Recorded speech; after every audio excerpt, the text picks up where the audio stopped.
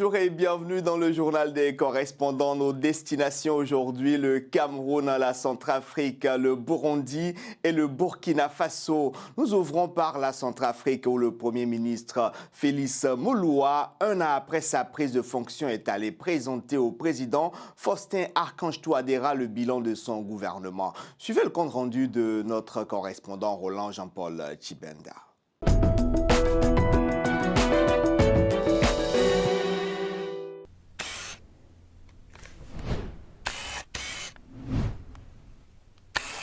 C'est effectivement le 8 février 2022 que M. Félix Mouloua a été nommé Premier ministre chef du gouvernement par le professeur Faustin Archange Touadéra en remplacement de M. Henri-Marie Dondra. Au moment où la République centrafricaine était en train de sortir progressivement de la période de crise sécuritaire à répétition et au moment où la croissance économique avoisinait les moins 37%.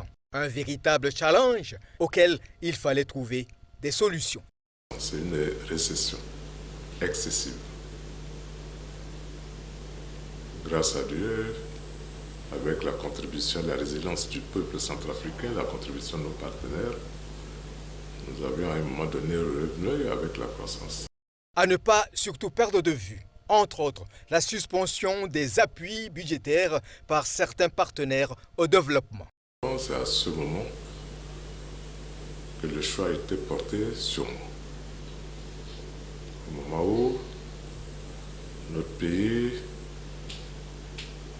ne bénéficiait plus d'appui budgétaire. Nous étions encore en train de mettre en œuvre le programme de référence avec le Fonds monétaire international. Comment alors sortir de cet imbroglio d'assistance financière qui n'a pas de tête ni de queue? C'est vrai, c'est un contexte extrêmement difficile, tendu. Au niveau trésorerie, mais nous avons pensé que nous pouvions faire mieux en nous remettant en question. À travailler pour améliorer les recettes domestiques, c'est-à-dire qu'à mobiliser nos propres ressources, mettant l'accent sur la bonne gouvernance. Qu'est-ce qu'on peut alors retenir d'essentiel de ce premier anniversaire du Premier ministre Félix Mouloua à la tête du gouvernement centrafricain? À ce jour, en un an, je ne peux pas aujourd'hui dire que nous avons réussi le combat, nous avons gagné le combat. Mais nous avons ouvert des chantiers. Nous commençons par respecter notre administration. Voilà, le décor est ainsi planté. Il y a véritablement des pistes qu'il faut à tout prix aménager, voire reconstruire, afin que la République centrafricaine atteigne progressivement et véritablement ses objectifs de paix et de relèvement socio-économique. Le 2 février dernier, au détour d'une visite à Bamako, le Premier ministre burkinabé a proposé la création d'une fédération entre le Mali, le Burkina et la Guinée. D'une simple idée, la chose est en train de prendre forme alors que la CEDEAO s'y oppose farouchement. Qu'en pensent les Burkinabés? Élément de réponse dans ce sujet signé Edem Aebla.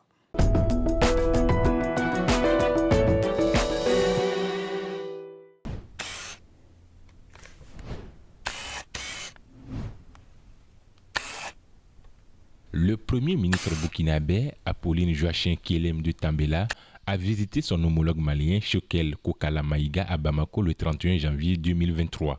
Pendant son séjour dans la capitale malienne, le chef du gouvernement burkinabé a proposé la création d'une fédération entre son pays et le Mali. Au pays des hommes intègres, cette proposition réjouit déjà plus d'un. Je crois que c'est une bonne chose. Et puis surtout dans le contexte actuel de l'insécurité, un seul pays ne peut pas lutter contre l'insécurité. Oui, je trouve que c'est une démarche qui tente de rattraper l'histoire manquée d'il y a 60 ans. Car au début de nos indépendances, il y a eu une tentative de rassemblement entre ces deux États et c'est l'histoire manquée. Aujourd'hui, la nouvelle génération tente à nouveau de colmater les brèches et de réussir là où l'histoire avait trébuché. Et en tant que citoyen, je ne peux que saluer chaleureusement cette démarche et souhaiter le succès. À Ouagadougou, comme dans les différentes villes du pays, nombreux sont les citoyens qui voient déjà un avenir radieux à travers la création de cette fédération et invitent d'autres pays à emboîter le pas. Moi, je me dis que cette fédération même a traîné. Je me dis que ça a traîné parce que elle devait être créée depuis. Bon, au temps de Roch, c'était difficile, mais depuis les avènements des états d'exception là, c'était l'occasion pour nous de fédérer nos actions pour pouvoir lutter contre, en tout cas, le terrorisme. Actuellement, si on arrive à réaliser cela, ça va faciliter au niveau intervention.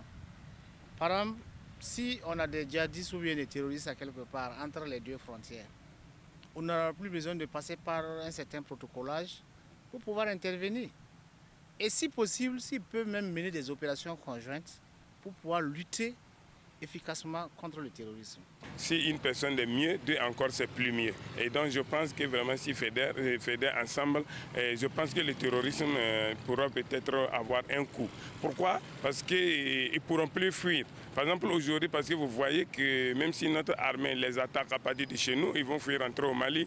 Les Maliens aussi les attaquent, ils vont fuir. Donc, mais si les deux fédèrent et ensemble, ils sécurisent leurs frontières, c'est-à-dire les deux ensemble combinent des actions et que d'autres par départ à d'autres, ils vont les coincer au milieu. Et je pense que c'est vraiment une chose. Et nous souhaitons exactement que le Niger emboîte ce pas. Le Burkina Faso et le Mali veulent conjuguer leurs efforts pour venir à bout du terrorisme. Pour y arriver, les autorités de la transition des deux pays envisagent fédérer afin de trouver une solution endogène. La frontière rwando-burundaise était fermée depuis 5 ans. Elle a été rouverte il y a quelques mois, une réouverture qui fait le bonheur des habitants de la ville de Roua qui peuvent désormais commercer plus librement avec le Rwanda voisin. Nos correspondants locaux y ont fait un tour. Voici leur reportage.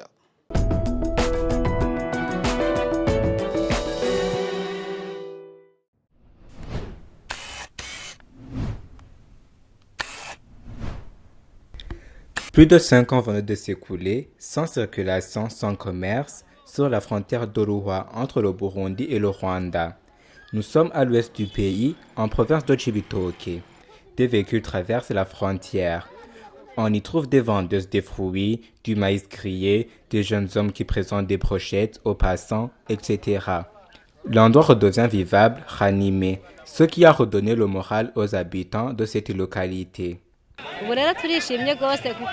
Nous avons bien accueilli cette réouverture de la frontière. Nous sommes contentes car le commerce marche bien et nous avons quoi nourrir nos enfants. On ne se lamente plus.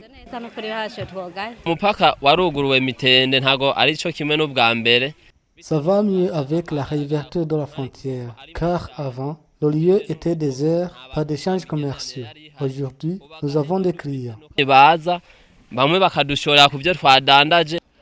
Cette réouverture de la frontière est aussi une bonne nouvelle pour l'administration provinciale.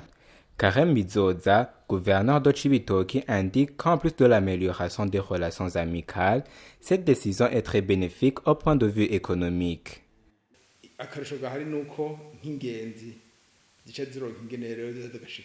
C'est bénéfique parce que les visiteurs entrent dans les communes, ils dorment dans les hôtels, ils se rendent dans les bars. Et que ce soit dans les hôtels ou les bars, ils payent de l'argent. La population gagne et les communes aussi parce que les taxes augmentent. Il y a des bars qui avaient fermé, qui reprennent au travail parce qu'ils accueillent des visiteurs.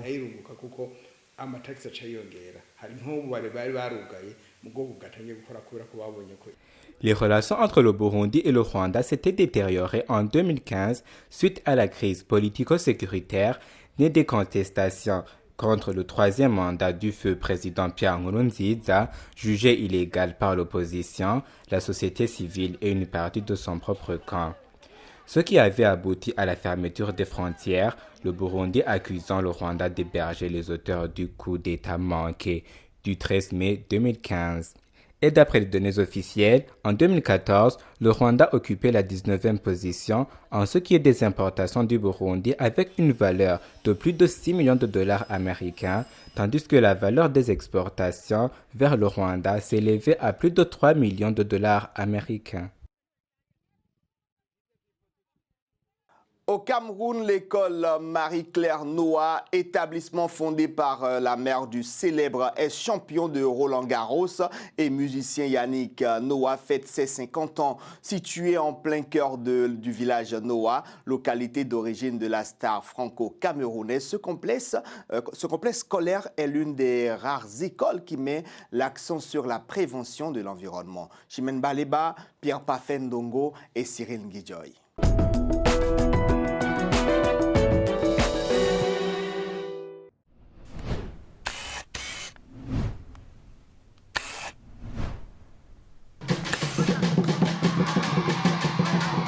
Danse patrimoniale à l'occasion des 50 ans du complexe scolaire La Marfée.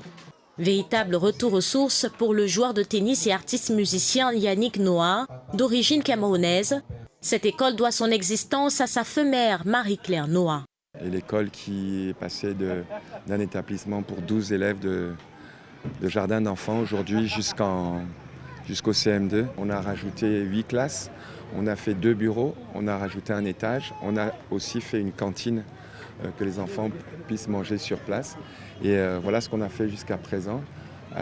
L'idée, c'est de s'agrandir. Est-ce que nous allons avoir plus d'élèves jusqu'en CM2 ou alors s'agrandir pour avoir un collège? Le complexe primaire a été aménagé au milieu d'un beau paysage en plein cœur du village Noah, localité de la légende musicale. L'idée, en plus de promouvoir la qualité des enseignements dans le secteur éducatif privé au Cameroun, était surtout d'imprégner aux tout-petits le souci de préserver l'environnement. Lorsqu'on a la possibilité, la première chose qu'on fait ici, c'est couper les arbres. Moi, j'essaie d'en planter. Je pense que c'est très important pour les enfants d'aujourd'hui et dans l'avenir de respecter la nature, respecter l'environnement dans lequel ils vivent. En revoyant ces clichés au cours d'un vernissage, Yannick Noah a plongé les visiteurs dans les souvenirs de sa tendre enfance. Ces noces d'or ont aussi été marquées par l'inauguration d'une stèle en mémoire de Marie-Claire Noah, cette figure de la vie associative française, fondatrice du célèbre mouvement Les Enfants de la Terre. Elle avait fait de la protection des enfants son cheval de bataille.